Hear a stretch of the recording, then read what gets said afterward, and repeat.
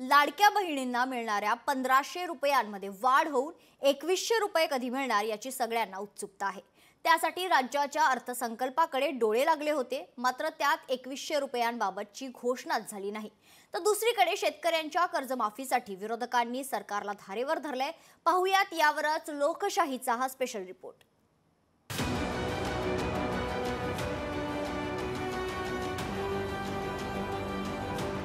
लाडक्या बहिणींना 2100 रुपये कधी मिळणार? अर्थसंकल्पात 2100 रुपयांबाबत भाष्य नाहीच। शेतकरी कर्जमाफीवर विरोधक आक्रमक।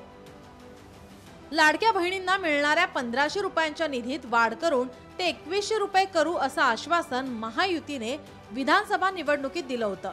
मात्र महायुती सत्तेत आल्यानंतर अद्याप त्याची अंमलबजावणी झालेली नाही।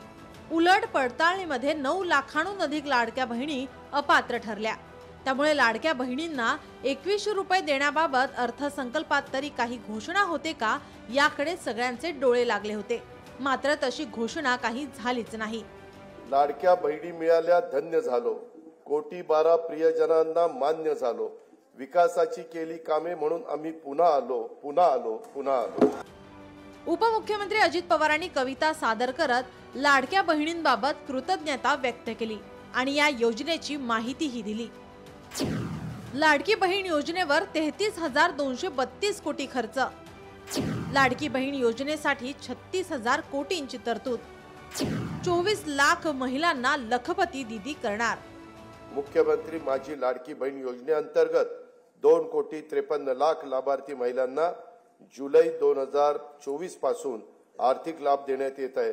त्यासाठी आतापर्यंत 33,232 कोटी रुपये खर्च झालेला आहे। 2025-26 मध्ये या योजनेच्या करता 36,000 कोटी रुपयाचा नियतव्यय प्रस्तावित आहे। महाराष्ट्राच्या अर्थसंकल्पात भल्या मोठ्या घोषणा केल्या असल्या तरी लाडक्या बहिणींना 2100 रुपये कधी मिळणार याबाबत देवेंद्र फडणवीस यांना विचारलं असता ते काय म्हणाले पहा। त्याचा नीट बॅलन्स तयार करून आणि आता काही संसाधनं देखील आपण वाढवण्याचा प्रयत्न केला, ते करून आपण आम्ही बजेटमध्ये दिलेली आश्वासनं आम्ही नक्की पूर्ण करू।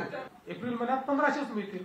ज्यावेळी आम्ही सुरू करू, घोषित करू, तुम्हाला आम्ही कसं लपून थोडी घोषित करणार आहोत, आम्ही घोषित करू की पुढच्या महिन्यापासून 2100 त्या महिन्यापासून देऊ।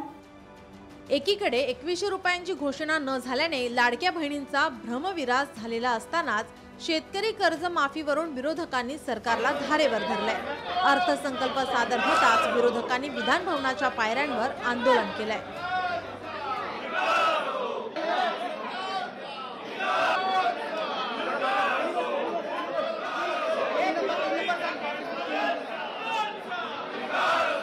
आता त्यांनी मोफत विजेची घोषणा केली, पण जी बाकी आहे, जो विषय आमच्या कैलास पाटील यांनी परवा काढला की आता शेतकऱ्यांना बिलं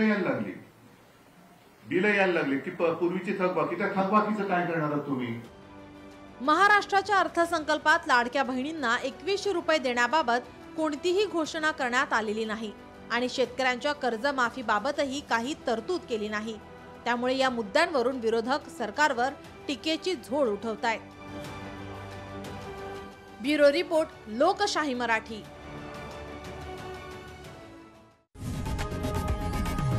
लोकशाही मराठी ऐका, पहा, जागरूक रहा।